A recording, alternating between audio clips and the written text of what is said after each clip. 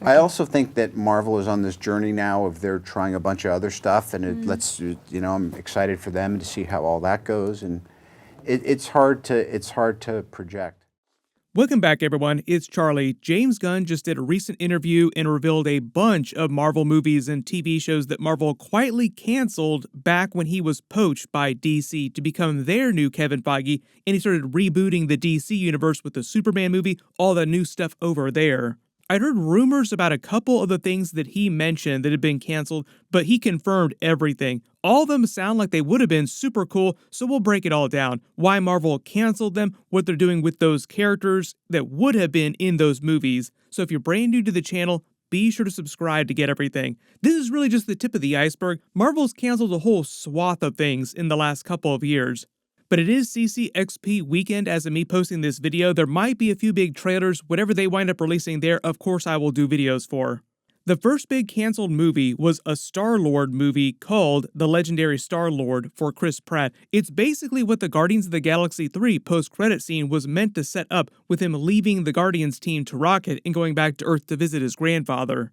During that actual post-credits scene, they joke about his grandfather's stepson, who's also an adult like Star-Lord, but has been living with his grandfather and his new wife before he shows up to reunite with him.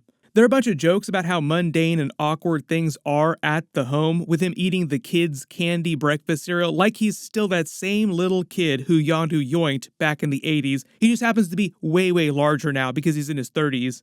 But things are meant to be normal, like that's the whole vibe of the post-credit scene, is that things are back to normal. The whole joke of the newspaper his grandfather was reading was meant to be a reference to Kevin Bacon being yoinked by Drax and Mantis for the Guardians of the Galaxy holiday special prior to the events of Guardians 3. And he's just joking about how his new adult cousin, I guess, the woman's adult son, just stands around the house acting creepy, doing nothing all day, while Star-Lord mows the lawn and does regular chores that like a normal little kid would do. During the very end of the movie, right after that post-credit scene, it says, "The legendary Star-Lord will return." So the idea is that it's meant to directly set up the Star-Lord movie, which they would have done next, because he's always been calling himself the legendary Star-Lord, but he's not legendary at all. Like, he's legendary as being a huge doof. The way that James Gunn explains it, he talked to Chris Pratt after DC hired him a little while ago to reboot their universe, and Chris Pratt got James Gunn's blessing to do whatever he wanted with the Guardians characters now that James Gunn was gone. A lot of people asked him about this when it first happened, because James Gunn's DC contract won't allow him to write or make any more Marvel movies or TV shows, basically work on anything that's not a DC movie. So the idea is that if Chris Pratt wants to do more Marvel movies for his character, or any other Guardians characters for that matter, or any other solo projects, he has to work with new people at Marvel, like a new writer, a new director, if he wants to do it.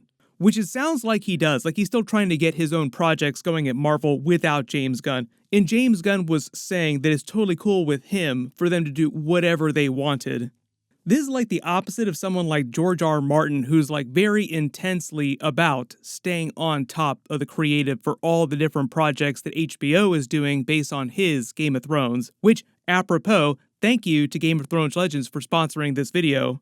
It's a puzzle role-playing game featuring epic-based PvE and PvP battles with tons of collectible and upgradable champions based on everybody from Game of Thrones and House of the Dragon. Pair up with allies, your friends, equip iconic weapons based on those seen in Game of Thrones and House of the Dragon. You can play as all the main characters from both Game of Thrones and House of the Dragon, like Jon Snow, Rhaenyra Targaryen, Arya Stark, from all across the timeline of A Song of Ice and Fire. Use all their special abilities and weapons based on the series, like Arya Stark, Needle, Jon Snow, his Valyrian sword, Longclaw. Form alliances with your friends and fellow players. Compete for dominance and the Iron Throne. It is called Game of Thrones for a reason. Explore all the different areas from Westeros, from the icy north to the Westerlands, the Crownlands, the Reach, the South. Form a totally new great house of your own and compete against your friends in PvP tournaments and special events too. Download Game of Thrones Legends by clicking the link in the description or scanning my QR code. I'll put it on screen here. And new players can get 50 gold, 3,000 food units,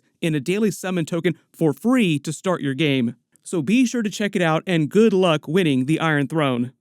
It sounds like the legendary Star-Lord movie would have been mostly a crossover set around Earth with a combination of Guardians characters and other Avengers characters, the way that the Marvels movie tried to combine an Earth-based plot with a more space-based plot because of all the Skrull stuff that was going on. James Gunn didn't say who the villains of that Star-Lord movie were going to be. There'd probably be another new space-based villain, and it sounds like it would have been someone we had not seen in the MCU before, not like an old character coming back. He did say that Annihilus was almost the main villain of Guardians of the Galaxy 3, so he might have been saving Annihilus for the Star-Lord movie. All the Annihilus deleted scenes and storyline were originally that he would have been the person who created Rocket, not the High Evolutionary, so he basically replaced Annihilus in the movie. I think because it just made more sense with the whole Adam Warlock subplot and the whole concept of the Sovereign Race just being another creation of the High Evolutionaries that he kind of abandoned once he started creating Adam Warlock, who was supposed to be his ultimate super being. If you have not read the Annihilus story in the comics, he's an old-school, deep-cut Fantastic Four villain from another universe called the Negative Zone, a place that they featured in the 2015 Fantastic Four movie.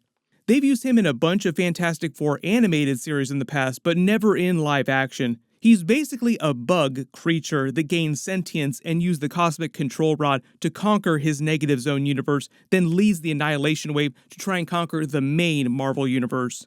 The major reason James Gunn was trying to introduce him in his Guardians movies is because he was behind the huge Marvel line-wide crossover event called Annihilation and then Annihilation Conquest, and that's the crossover event where his Guardians team in the MCU formed for the first time. So Annihilus was just connected tangentially to a lot of what he was already doing in the MCU. For example, Adam Warlock was also briefly on that particular Guardians team during the Annihilation event. Even though Kevin Feige canceled that Star-Lord movie, he did say that he's happy to keep bringing Chris Pratt back for more Marvel movies and shows until he doesn't want to come back anymore. So at least right now, the next place we'll see his character is during Avengers 5 Doomsday, maybe Secret Wars somewhere. Not everybody in Avengers 5 is also going to be in Avengers 6. It's going to be similar to the balance of characters between Infinity War and Endgame, where not everybody was a huge character in both of the movies. Next big canceled movie that he revealed was a Rocket and Groot team-up movie. James Gunn said he was originally going to make this between Guardians 2 and Guardians 3. Like he was going to make it instead of Guardians 3, then eventually a couple of years later he would have done Guardians 3.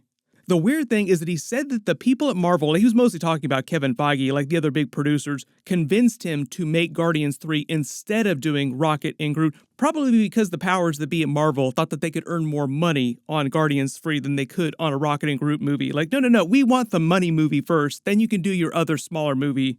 He'd actually talked a lot about this Rocket and Groot movie a couple of years ago, too. Like, this has been a big thing for him since he started doing the Guardians movies in the first place. It was mostly going to be a prequel story about how the two of them met for the first time. We got a little bit of that story set up during Guardians 3. Like, we didn't see the story itself, but we got some more clues for what actually was going on during that period.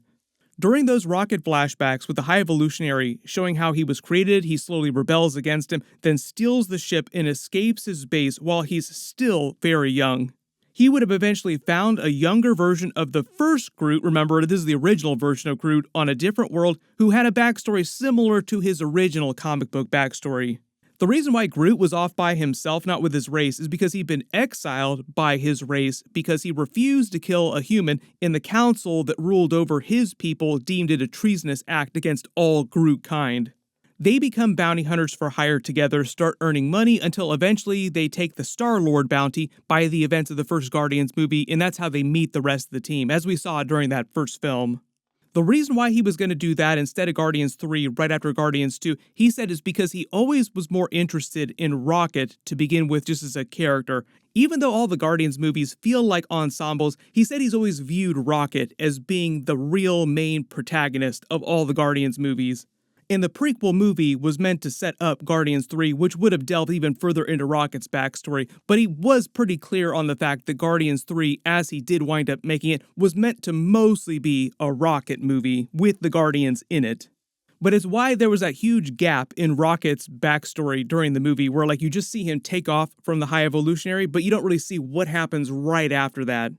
Basically leaving him the room to do that Rocket and Groot movie in the future, but that was before he'd been hired by DC when he was still planning on making that movie.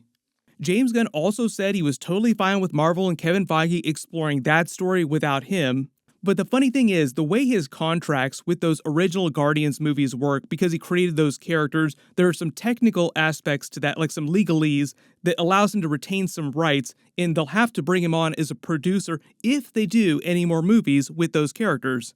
The closest follow-up that Marvel is doing to all that stuff right now, instead of a direct Guardians 4 sequel, would be just bringing Rocket's Guardians team back in Avengers 5 and Avengers 6. They'll continue to operate in space-based Marvel movies like crossovers, future movies, instead of other direct sequels. Most of them will return. Maybe not every single character eventually, but most of the characters will return. But the next big cancel thing James Gunn revealed was a Ravagers TV show, which would have been set forward in the timeline after the events of Guardians 3, maybe some flashbacks too as well, just to show sort of the origin of the actual team itself. But the show would have been based on Gamora's version of the Ravagers. She wasn't leading the Ravagers at the end of the movie. That was actually meant to be Starhawk's character, who was in charge of the Ravagers after Yondu died. There was this whole subplot with the Guardians 3000 and Starhawk's original Ravagers team that Yondu was part of, based on the original Marvel Guardians comics, because the more modern version of the team that James Gunn introduced in the first film was actually based on a later Guardians roster. He actually said this is why he spent so much time developing the Ravagers as a group just in general, all those characters in the Guardians movies. They're a huge group now in present day, but there's this long history that they just would have delved more into during the Ravagers TV show. Some of you also probably figured this out, like in the background, you can read the writing on the wall. The major reason why Kevin Feige canceled all of those movies and TV shows is specifically because James Gunn left Marvel, and he was really the creative driver of all that stuff. The whole idea is that Kevin Feige was really more interested in James Gunn's creative output and the stuff that he specifically wanted to do, like, we just want to be in the James Gunn business, just whatever you want to make, we want to make that. Marvel, Kevin Feige less interested in the characters specifically themselves. Like, he enjoys the actors. Kevin Feige likes all those actors, thinks that they're good, but they're not 100% necessary for all the billions of other movies that he's thinking about doing the next 10 years. All because most of those movies are X-Men-based films, the Mutant Saga, Fantastic Four stories, mostly totally new characters and IP that they haven't been able to do before for legal reasons, which now isn't a problem anymore. Deadpool and Wolverine was meant to be the first taste for that. Probably one of the funniest things he said, though, this isn't Guardians related, but he did say that when he got hired by DC, one of the first calls he made was to Ryan Reynolds and asked him to come back as his Green Lantern, just as a joke. One of the first people I talked to after I got the job was Ryan Reynolds. I'm like, you coming back? He's like, get the out of here. Love the idea that Ryan Reynolds is like, oh, hell no. The other thing, too, is you've probably seen this, James Gunn currently working on the Superman movie. We're supposed to get that Superman trailer sometime really soon, too. Of course, I will do all the videos for that when they start releasing stuff. Like I said, it is CCXP weekend, so there'll probably be a couple trailers. I think the Invincible Season 3 trailer should be out later tonight, so that's probably going to be my next video. Make sure to enable alerts for my channel so you don't miss that, because that is probably one of the other best comic book-based properties right now, besides The Boys. And thank you again to Game of Thrones Legends. Download the game on Android and iOS, and reminder that new players get 50 gold, 3,000 food units, and a daily summon token for free to start your game. Good luck winning the Iron Throne. Everybody click here for that Invincible Season 3 trailer. I'll update the link as soon as I post that, and click here to learn about all the other recently canceled Marvel movies and TV shows. That's right, there's even more. Thank you so much for watching, and I'll see you guys in the next one.